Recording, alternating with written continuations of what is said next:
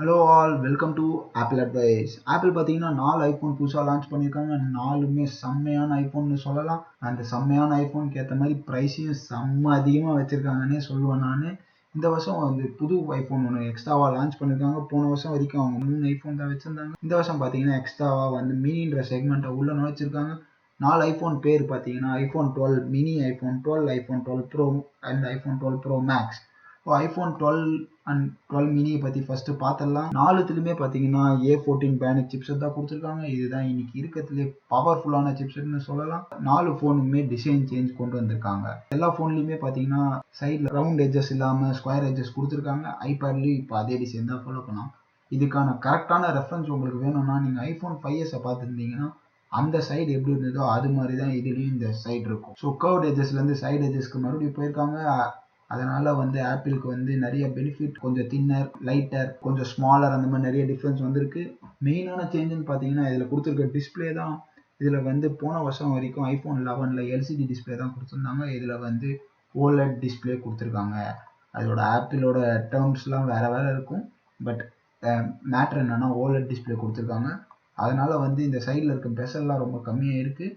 Phone வந்து இப்போ முன்ன வரைக்கும் 720 தான் சப்போர்ட் பண்ணும், இப்போ 1080 சப்போர்ட் பண்ணும். அடுத்த ஒரு சூப்பர் நியூஸ்ன்னு பார்த்தீங்கன்னா இவங்க அது கூடவே ஐஃபோன் 12 மினியை ரிலீஸ் பண்ணது தான். மினின்றது இப்போ இருக்க 6S சைஸு தான். பட் அதில் பெசல் இருக்கும். அது பெசல் இல்லாமல் ஃபுல் ஸ்க்ரீனில் கொடுத்துருக்காங்க. இதோட ப்ரைஸே நான் கன்ஃபார்மாக சொல்கிறேன். ஓகே, இவங்க மினின்றதை வந்து ஒரு ஜேம்ஸ் பாண்ட் மியூசிக்லாம் கொடுத்து இந்த மினின்ற ஃபோனை லான்ச் பண்ணியிருக்காங்க. ரொம்பவே நல்லா ஓடும்னு நான் நினைக்கிறேன். அதுக்கப்புறம் பார்த்தீங்கன்னா செராமிக் ஷீல்டு. இது வந்து புதுசாக அவங்க வந்து அவங்களோட டிஸ்பிளேக்கு மேலே இருக்க கிளாஸை அவங்க வந்து மார்க்கெட்டிங் பண்ணுறாங்கன்னு சொல்லலாம். போன வருஷம் இருந்தது தான் ஸ்ட்ராங்கஸ்ட் கிளாஸ் இன் ஐஃபோன்னு சொன்னாங்க. இந்த வருஷம் வந்து செராமிக் ஷீல்டு, நாங்கள் தனியாக இது ஒரு செராமிக் மெட்டீரியலில் செஞ்சது, இது இன்னும் வந்து 4 டைம் கீழே போட்டால் இன்னும் தாங்கும் அப்படின்னு சொல்கிறாங்க. ரொம்பவே முக்கியங்க. கீழே போட்டால் நிறைய செலவாகும் டிஸ்பிளே மாற்ற. அதுக்கப்புறம் பார்த்தீங்கன்னா நான் ஏற்கனவே சொன்ன போல் அலுமினியம் எட்ஜஸ் கொடுத்துருக்காங்க. ஸோ இது எல்லாமே பார்த்தீங்கன்னா ஒரு square shaped pattern. So phone thin ஆகிறதுக்கு நிறைய இது இருக்குது. அதுக்கப்புறம் வாட்டரில் போட்டால் பெட்டர் ரெசிஸ்டன்ஸ் இந்த வாட்டி கொடுத்துருக்காங்க. ஸோ இந்த வாட்டி 5 கலர்ஸில் கொடுத்துருக்காங்க. மெயின் ஹைலைட்டாக அவங்க போஸ்ட் பண்ணுற கலர் பார்த்தீங்கன்னா ப்ளூ கலர், அதுக்கப்புறம் இது லைட் க்ரீன் கலர். இது ஏற்கனவே 11ல் இருந்த போல தான் இருக்கும். இது ரெட், ப்ராடக்ட் ரெட் எல்லாருக்கும் தெரியும். இது நீங்கள் வாங்கினீங்கன்னா கொஞ்சம் எய்ட்ஸ் வெல்ஃபேர்க்காக போகணும்னு நினைக்கிறேன். அடுத்தது பார்த்தீங்கன்னா ஒயிட் கலர், அடுத்தது பிளாக் கலர். ஸோ பிளாக்கு ஒயிட்ன்றது நார்மலான கலர்ஸு. அது 11லேயும் இருந்தது. ரெட்டும் நார்மலான கலர்னு சொல்ல மாட்டேன். ரெட் வந்து கொஞ்சம் அந்த ஒரு இம்பார்ட்டன்ஸ் இருக்க கலர். பட் மற்ற எல்லாமே ஏற்கனவே பார்த்த கலர்ஸ் தான். ஸோ இதில் A14 bionic சிப்செட் சொல்லவே தேவையில்ல. Fastest chipset. இதுதான் இப்போ வந்து புது ஐபேட் ஏர்லையும் கொடுத்துருக்காங்க. 12 ப்ரோ எது வாங்கினாலும் இது தாங்க இருக்கும். ஸோ இதுதான் இருக்கிறதுலே ஃபாஸ்ட்டான சிப்செட்டு.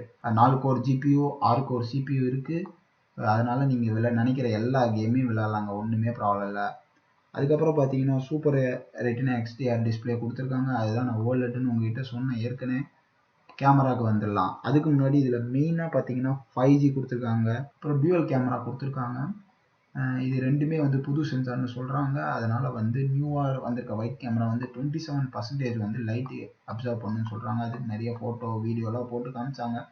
அதோட டீட்டெயில்ஸ்லாம் குறையாமல் வந்திருக்குன்னு சொல்லலாம். 4Kல 60 frames per second எடுக்கலாம். லோ லைட் வீடியோகிராஃபி எடுக்கலாம் அப்படி இப்படின்னு சொன்னாங்க.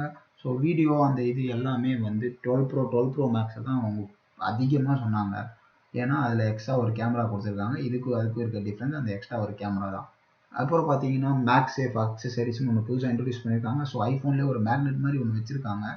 அது கூட வந்து நீங்கள் ஒரு கேஸை போட்டிங்கன்னா, அந்த மேக்ஸேஃப் இருக்க கேஸோ ஏதோ ஒன்று போட்டிங்கன்னா ஸோ அது அட்டாச் ஆகிடும். அதை நீங்கள் ஒயர்லெஸ் சார்ஜிங் மேலே வைக்கும்போது கரெக்டாக சென்டரில் வைக்கவே தேவையில்ல. அதுவே கரெக்டாக போய் சென்ட்ரல் கிளிக் ஆகும். ஸோ கரெக்டாக சார்ஜ் ஆகும். எப்போ போட்டாலும் பக்காவாக ஃபுல்லாக சார்ஜ் ஆகும். இந்த மேக்ஸேஃப்னு சொன்னது வந்து நீங்கள் அது ஒரு சின்ன பவுச் மாதிரி, அது உள்ளே நீங்கள் கார்டு போட்டுக்கலாம். அந்த card credit card, debit card எது வேணாலும் போட்டுக்கலாம். அது வந்து கீழே விழாது. அதை தான் அவங்க அப்படி சொல்ல வராங்க. ஸோ இதில் ஃபாஸ்ட் சார்ஜிங்கும் கொடுத்துருக்காங்க. ஃபாஸ்ட் ஒயர்லெஸ் சார்ஜிங்கும் கொடுத்துருக்காங்க. ஆக்சசரிஸ் நிறைய இருக்குது அந்த மேக்ஸேஃபு அது எதுன்னு சொல்கிறாங்க. ஸோ ஒயர்லெஸ் சார்ஜிங் ஃபாஸ்ட்டாக இருக்கனால பேட்ரி கொஞ்சம் நல்லாவே நிற்கணும். எனக்கு தெரிஞ்சு நல்லா தான் நிற்கும் இந்த வாட்டி வந்திருக்க இது. மினி பார்த்தீங்கன்னா கொஞ்சம் ஆவரேஜாக தான் நிற்கும். பட் ஐஃபோன் 12 பார்த்தீங்கன்னா பக்காவாக நிற்குங்க, அதுக்கு நோ டவுட். இந்த பாக்ஸில் வந்து அவங்க வந்து டியூ டு என்வரான்மெண்டல் இஷ்யூஸ் நாங்கள் வந்து கண்டிப்பாக அந்த அடாப்டர் தரமாட்டோம்னு சொல்லிட்டாங்க. ஒயர் கொடுக்குற ஒயரும் பார்த்தீங்கன்னா டைப் சியாக கொடுத்துட்டாங்க. ஸோ டைப் சியாக கொடுத்தனால உங்களால் பழைய அடாப்டர் யூஸ் பண்ண முடியாது. நீங்கள் ஒரு 18 வாட் அடாப்டர் தனியாக வாங்கணும். அது ஒரு 3000 ரூபாய் கிட்டத்தட்ட வரும்னு நினைக்கிறேன். இதனால் அவங்களுக்கு carbon savings up to 4,50,000 cars ஒரு ரோட்டில் இருக்கிறத விட மிச்சம் அப்படி இப்படின்னு நிறைய மார்க்கெட்டிங் பண்ணுறாங்க. அதை பற்றி எனக்கு சரியாக தெரியல. பட் ஒரு நல்ல இனிஷியேட்டிவ் தான். நமக்கு வேணும்னா வாங்கிக்கலாம், வேணாம்னா விட்டுடலாம். இவ்வளோதாங்க இந்த ஐஃபோன் 12 அண்ட் ஐஃபோன் 12 மினி. இதோட ப்ரைஸ் பார்த்தீங்கன்னா ஐஃபோன் 12 இந்தியாவில் ஸ்டார்ட் பண்ணுற ப்ரைஸ் பார்த்தீங்கன்னா அகைன் இந்தியாவில் வந்து ஆப்பிள் ஸ்டோர் ஓப்பன் பண்ணிட்டாங்க. நீங்கள் வேணும்னா வாங்கிக்கலாம். அண்ட் இதெல்லாம் நீங்கள் வந்து இதை பற்றி நான் எப்படி வாங்கணுன்றதை பற்றி இப்போ அப்படியே எக்ஸ்பிளைன் பண்ணணும்னா பண்ணிடுறேன்.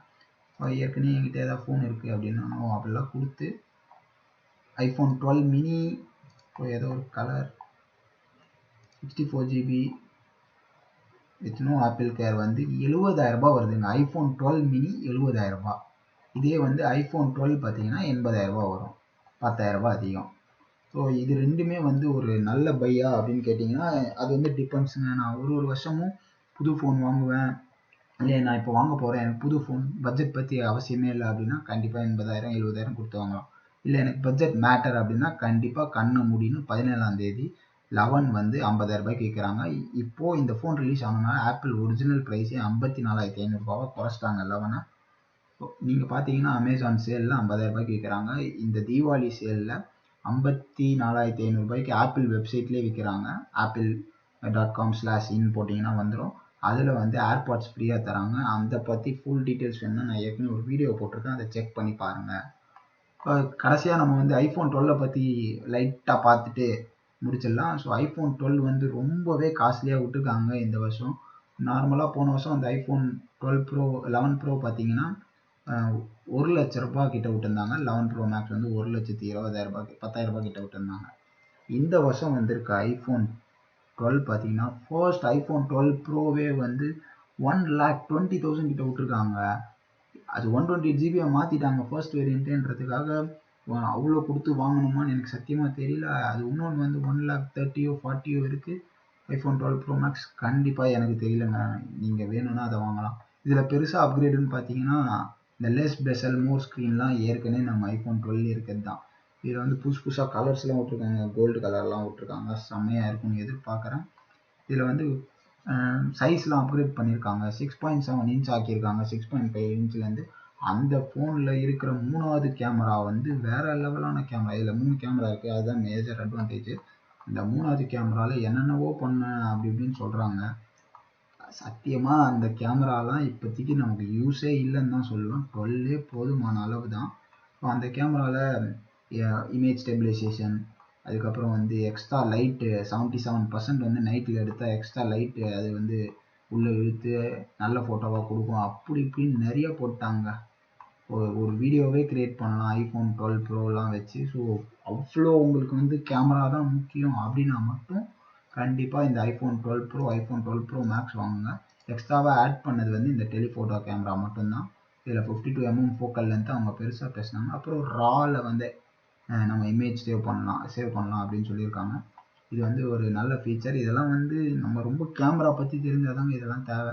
அப்புறம் டால்பி விஷனில் ரெக்கார்ட் பண்ணலாம், அதுலேயும் 60 frames ரெக்கார்ட் பண்ணலாம்.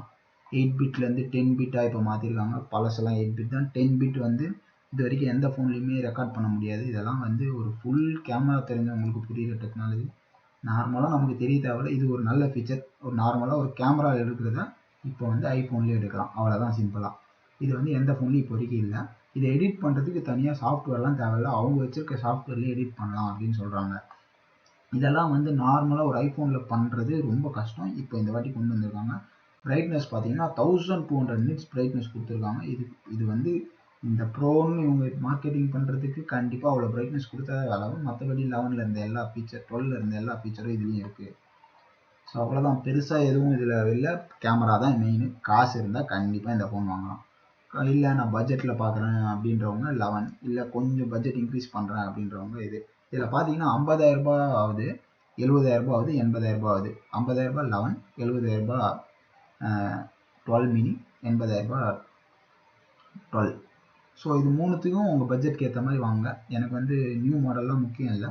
எல்சிடி டிஸ்பிளேலாம் பெருசாக எனக்கு டிஃப்ரென்ஸ் தெரியாதுன்னு நினைக்கணும், கண்ணை முடின்னு 50,000 ரூபாய் கொடுத்து வாங்கிடுங்க.